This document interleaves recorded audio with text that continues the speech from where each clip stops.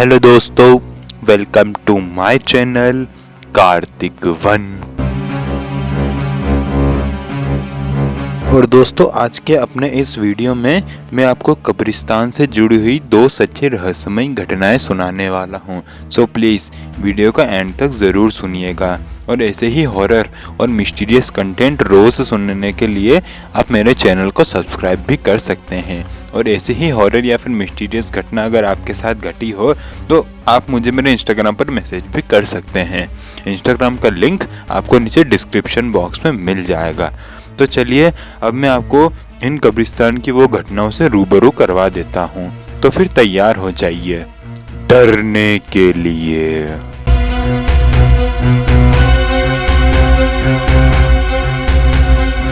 दोस्तों, पहली घटना आज जो मैं आपको सुनाने जा रहा हूँ वो विनय जी के साथ में घटी है, जो कि दिल्ली शहर के रहने वाले हैं। और आगे की कहानी मैं आपको विनय जी के नज़रिए से ही बताऊंगा।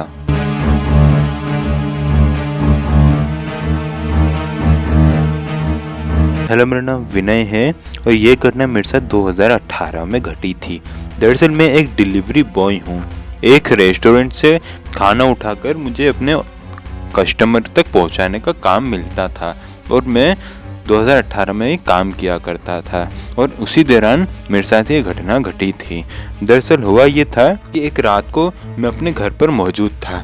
उस समय मेरे फ़ोन पर एक ऑर्डर आया तो मैं अपनी बाइक निकालकर एक रेस्टोरेंट की तरफ जा रहा था। मैं जिस रास्ते से रेस्टोरेंट की तरफ जा रहा था उसी के बीच में एक कब्रिस्तान आता था। उसी कब्रिस्तान के सामने मैंने एक लड़की को खड़े हुए देखा जिसने चप्पल नहीं पहनी हुई थी। मैंने उसकी आंखों की तरफ देखा, वो एक बहुत ही ज़्यादा खूबसूरत लड़की लग रही थी और वो मुझे देखकर हंस भी रही थी। लेकिन न जाने क्यों उसकी हंसी मुझे बहुत ज़्यादा खौफनाक लग रही थी और मैं अपनी आंखें जो है उसके मुंह से नहीं हटा पा रहा था। फिर जैसे तैसे करके मैंने अपना ध्यान जो था वो बाइक की तरफ किया और अपने ऑर्डर की तरफ चला गया। ऑर्डर लेने के लिए मुझे एक रेस्टोरेंट पर जाना था। मैं जब उस रेस्टोरेंट पर गया तो मैंने जैसे ही अपना ऑर्डर उठाया तो मेरा सर जो है बहुत ही ज़्यादा घूमने लग गया था। मैं बेहोशी की हालत में चलते हुए अपनी बाइक की तरफ जा रहा था। लेकिन ये मेरी ज़िंदगी में पहली बार था कि मैंने बाइक जो है वो रेस्टोरेंट के गेट पर पार्क की हो, क्योंकि हमेशा मैं रेस्टोरेंट के पार्किंग एरिया में अपनी बाइक को पार्क किया करता था। लेकिन ये पहली बार था कि मैंने कार को गेट पर पार्क किया था और मैं जो है पार्किंग एरिया में जा रहा था अपनी बाइक को ढूंढने के लिए।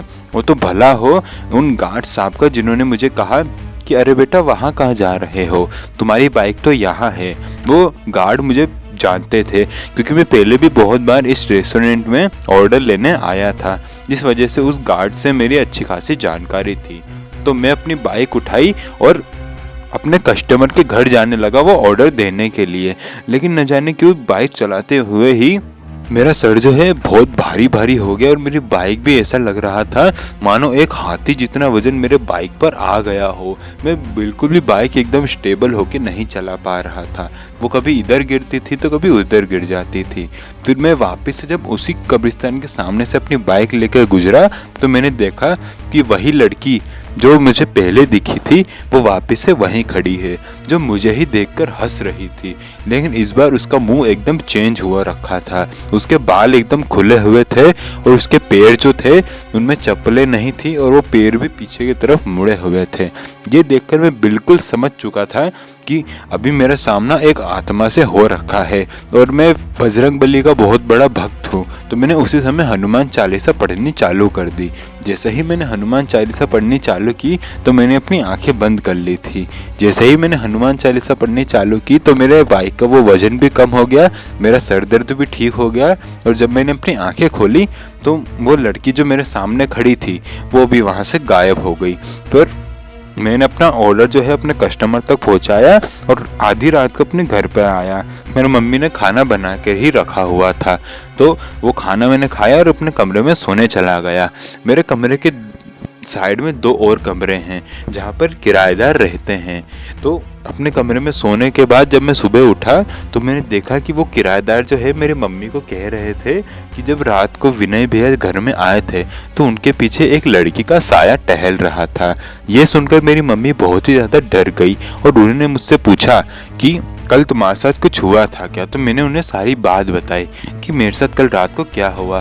तो वो समझ चुकी थी कि मेरा सामना एक चुड़ैल से हो गया था। तो मम्मी ने हमारे पूरे घर में गंगा जल छिड़का और एक छोटा सा हवन भी करवा दिया। उसके बाद सब कुछ ठीक हो गया। दोस्तों, दूसरी घटना जो आज मैं आपको सुनाने जा रहा हूँ वो इंदौर शहर की है। और ये घटना जो है वो राहुल जी के साथ में घटी है। और आगे की कहानी मैं आपको राहुल जी के नजरिए से ही बताऊंगा।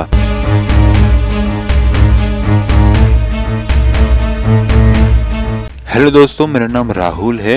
ये घटना मेरे साथ 2015 में घटी थी। दरअसल हुआ ये था कि हमारे घर के साइड में एक अंकल रहा करते थे। किसी बीमारी की वजह से उनकी एक नॉर्मल सी ही मौत हो गई थी, जिस वजह से हम रात को उनकी पार्थिव शरीर उठा के जो है अंतिम संस्कार करने के लिए कब्रिस्तान में लेके जा रहे थे। हम वहाँ कब्रिस्तान में उन्हें लेके जा रहे थे तो हमने सोचा था कि हम उन्हें वहाँ पर दफनाएंगे।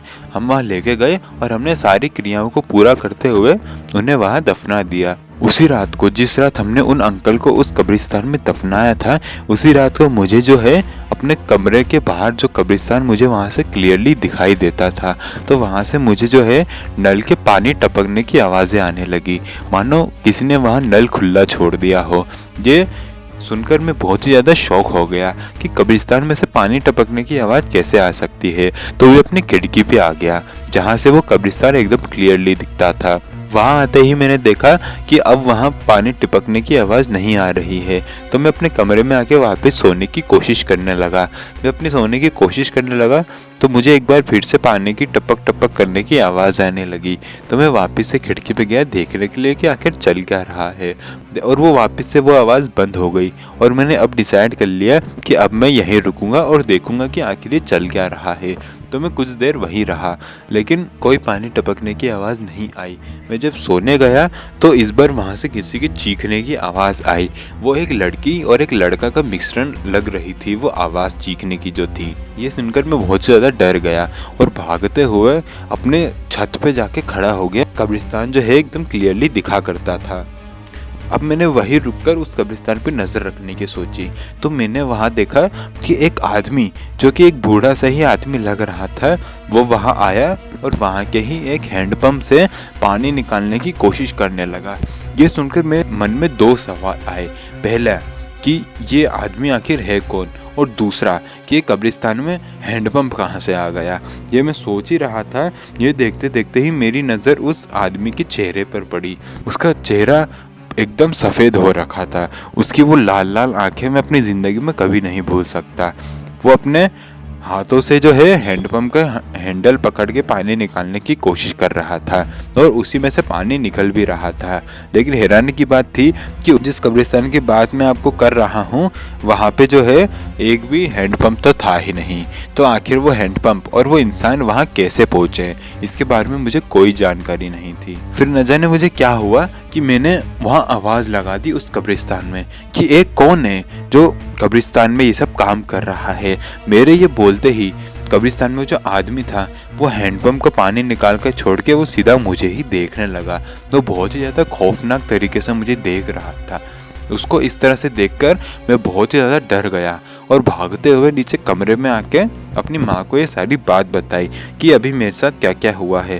तो उन्होंने कहा कि तुमने कोई सपना देखा होगा। तो मैंने कहा कि मैं सोया ही नहीं हूँ तो मैं सपना कहाँ से देखूँगा। तो उन्होंने कहा कि ये सब चीज़ें भूल जाओ और चुपचाप जाके सो जाओ। तो मैं अपने कमरे में गया और मैंने अपने सोने की कोशिश की। अगली सुबह जब मैं उठा तो मैंने ये बात जाके अपने दोस्तों को बताई, लेकिन उनमें से किसी ने भी मुझ पर यकीन नहीं किया। उन्हें यही लग रहा था कि मैं अटेंशन पाने के लिए ऐसा कर रहा हूँ, लेकिन मुझे पता है कि उस रात मैंने जो देखा वो कोई वहम नहीं था।